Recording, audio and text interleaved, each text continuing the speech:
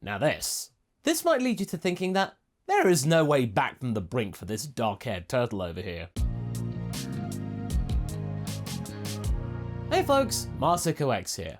Thanks to your consistent feedback and requests from our weekly live streams about what if ideas, we were able to bring you, after many months of blank musing I will admit, the idea of what could occur had Turles had a different approach and relationship with the fabled Tree of Might. Haverock and I are pleased to present this to you, a turned good story where it's not necessarily clear as to when this Saiyan is going to turn good. In some instances, like with Piccolo Jr., the road to redemption is a very long and winding one.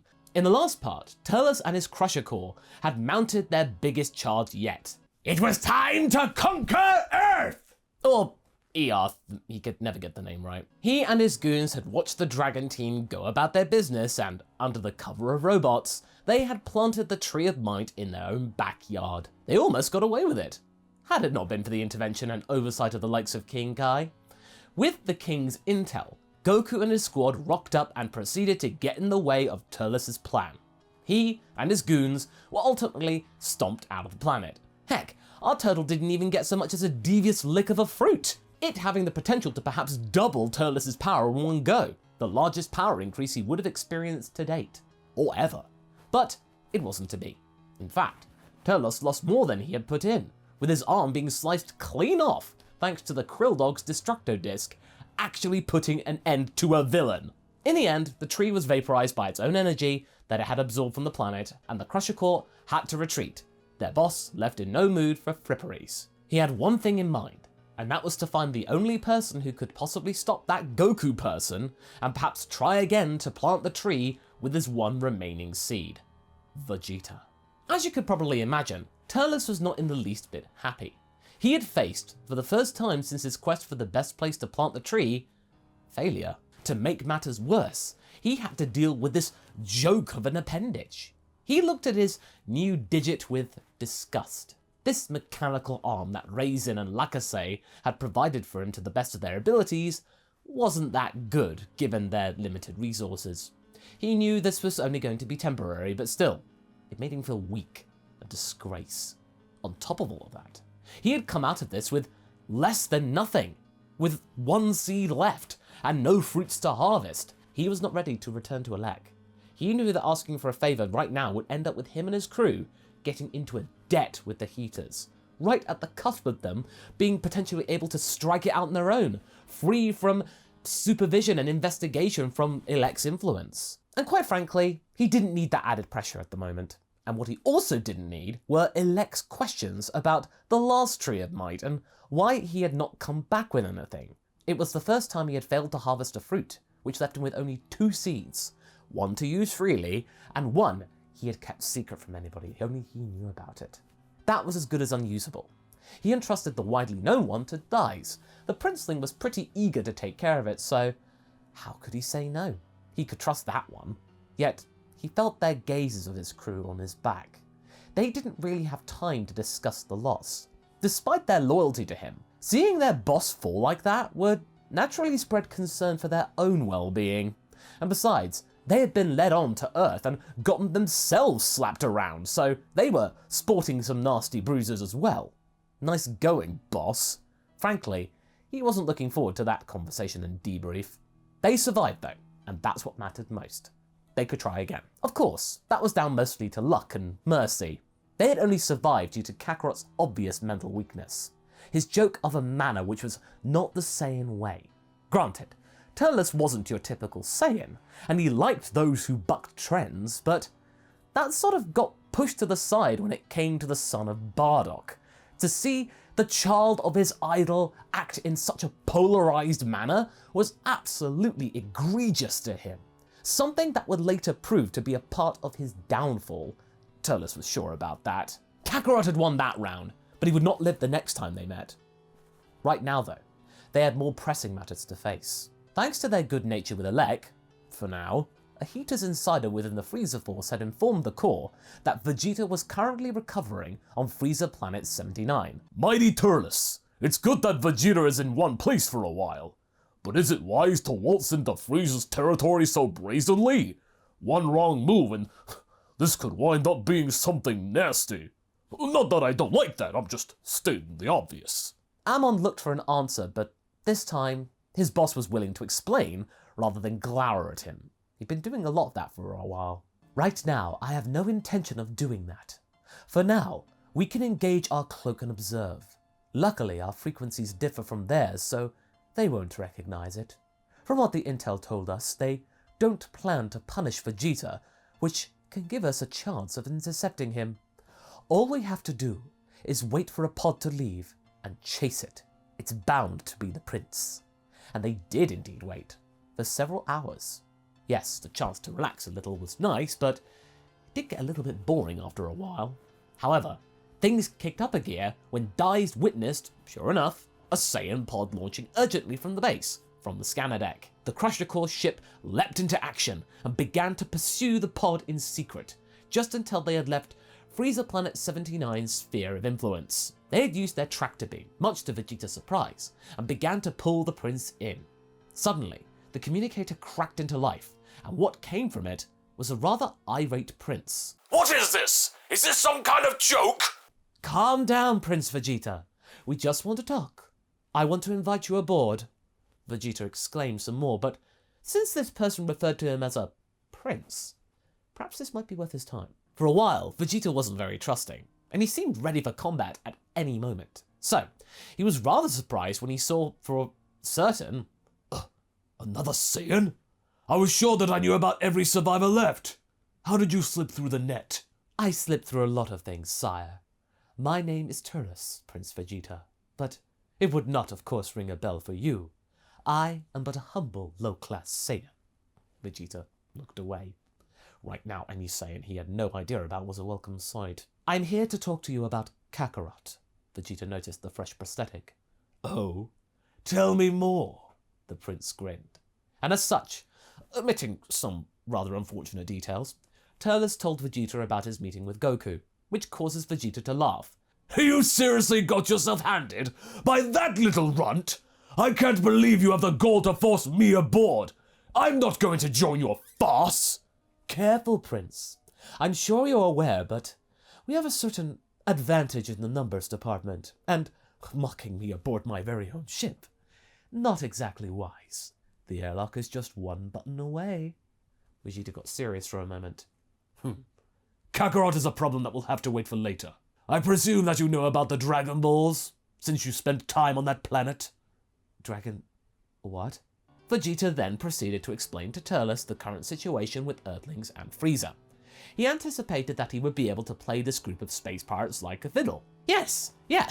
If he plays this off just right, they would do his bidding on Namek, whilst he could go around and pick up the pieces, or better yet, not have to lift a finger and reap the rewards afterwards. And they could be useful after the trip to Namek, if they survived the fight with Kakarot. Who knows? Yes, and Immortal Frieza is certainly bad news. I knew you would agree with me, Turles. What I propose we do is this, that we go to Namek first, before Frieza can launch for it, and get the Dragon Balls before he does. Or the Earthlings might get a chance to get them. They're on the hunt for them too, no doubt. You think the Earthlings have a way of getting to Namek? They seem so primitive. Vegeta smiled wickedly. I would not underestimate them. They can be rather crafty. Turles extended his biological arm. All right, Prince Vegeta. Welcome aboard. Vegeta shook his hand. The two men gazed at each other for a short while. Both of them knew that one of them would end up being superior at the end of all of this. This wouldn't be a permanent, joint, equal alliance. One had to yield sooner or later. They knew that. They would be competing for the control over the crew, this ship, and later the Dragon Balls. But for now, it was a necessity that they worked together. They had common enemies. Any resolution was better than Frieza getting his way, and so they headed for Namek. Turles never really had an opinion about them. Him meeting some descendants of refugee Namekians along the way for his work with the Heeters had always painted them with an image of being weak, primitive, not really worth your time. He had heard, of course, of legends of power and advanced technology, but that was centuries ago. The juxtaposition from that fairy tale to the reality was so comical, Turles could never take it seriously. He was even surprised to find out there was still a population living on planet Namek, though from what the Beans twins had managed to gather, It wasn't really a large one, about 100 at most. They were barely hanging on. Vegeta at this point was not getting into any sort of conflict with Turles' men just yet, as they were warned to not argue with him by Turles.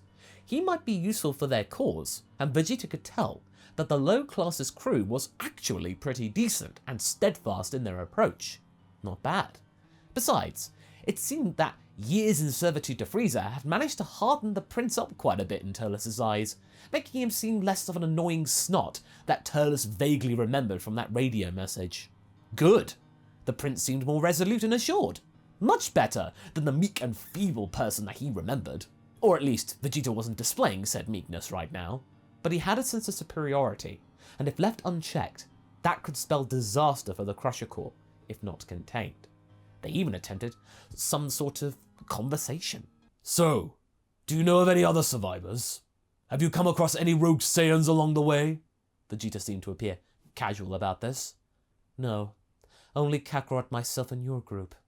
If there are any out there, they've gone to ground rather well. Or they're dead. You're wrong. It's only myself now. Kakarot? Kakarot. Turles nodded slowly.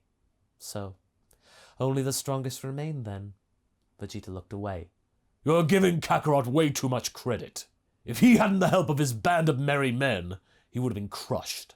Something for either of us to overcome then. It's always good to have goals, Prince. There is no fake Namek. Moving on. And so they arrived on the real Namek, and predictably, the planet wasn't really that impressive. Their sensors, however, had shown them that Frieza's forces had sadly beat them to it. They already had a head start. Curses. On the back foot, Turles had to change tack. Clearly, the mission now had to be about stealth, preventing Frieza from getting the whole set. I'll go with Vegeta and scout ahead. Meanwhile, Lacasse, Raisin, check the planet for the suitability of the tree. If things go south, we might need to resort to it. You got it, Captain! Dies wasn't happy about that himself. Cacao and Amond would stay on the ship, but Turles explained that someone had to stay and defend it, so, somebody had to. They had to make sure that they had the means to retreat if need be. Frieza is miles ahead of us, and if what Vegeta says about those Dragon Balls is true, this might give us a final advantage that can make even the tree obsolete. Turles? Not caring about the Tree of Might? No way! As the two Saiyans start to search the planet for any hints about the Dragon Balls and their whereabouts, they are then approached by Kui and a band of Frieza soldiers. Well, Vegeta, I see that you have fallen even lower than I anticipated. Working together with some lowly pirates, I see. Turles raised his eyebrow. You know this guy? Vegeta grimaced. Not worth our time. Gotcha. Turles smiled, and as such, they interrupted Kui in the middle of his monologue and completely eviscerating his group of scouts before they could even call for help. Kui was rather surprised by Vegeta's growth in power so fast, as well as the power of this other Saiyan who seemed to be on a similar level. How did Frieza not know about such a powerful monkey? He of course didn't have long to ponder about this though, because he was blasted into pieces, so therefore thinking, not exactly possible. Oh, that felt good. You have no idea how long that thing had been a thorn in my side. Vegeta grinned wickedly. They, however, did not know that Zarbon and Dodoria were watching them from afar. Sensing that Kui was not someone to fully rely on. It took Vegeta and Turles a few days to figure out that there were 7 villages in total, each holding a Dragon Ball. They were rather sure that Frieza had managed to maybe get at least 1. 7 villages on one planet, though? That was a lot of ground to cover. Namek wasn't exactly small. Suddenly, they witnessed a ruckus in one of the villages. It seemed that a third party had already managed to get to the planet. Vegeta smirked. Huh, just as I thought. They found a way.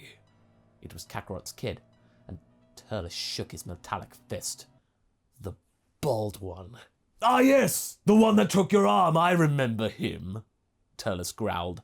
We need to focus. Those two won't be the problem, and we have a good opportunity here to have a jump on Dodoria. If I know any better, he and Zarbon are here doing Frieza's bidding. And as they witnessed the wild chase that Dodoria had given to both Krillin and Gohan, they decided to intercept him. As the two Saiyans got to him, allowing Krillin and Gohan to escape, he attempted to defeat them only to discover that he got severely outmatched. He attempts to negotiate with them, revealing a truth that both Vegeta and Turles already knew about, that Frieza was the one to destroy Planet Vegeta. This, however, ended up in Dodoria being vaporized. Luckily though, eliminating Frieza's left-hand man gave Turles and Vegeta a strong sense of victory, and learning that they have all lost their scouters. That would give them a certain advantage. At the end of the day, they encountered a village, where they were welcomed by unaware Namekians. That day, this Namekian village was noisy for only a brief moment, and after that, it fell silent forever. Vegeta triumphantly left one of the huts holding their prize. Well, 6 more of those, Turles, and I believe both of our problems will be dealt with. Turles looked at Vegeta. He thought to himself that, while he was right about that, they both knew that it was only a matter of time before they would become a problem to each other. Despite their ability to work together in the here and now, Turles knew that one day Vegeta would betray him, scampering off with the Dragon Balls. But this was good though. Vegeta seemed to underestimate Turles' intellect and gumption, but the future was clear. Right now, it was going to become that only one of them could seize the power of the orbs. This time, Turles was not going to lose. And that's where we're going to be leaving things for right now. So what do you folks think? Do you think that Goku will step in and stop Vegeta and Turles' bromance? Will Frieza put an end to it before anyone else? Leave a comment below and let's get this discussion going. And I will see you in the next video. Catch you later!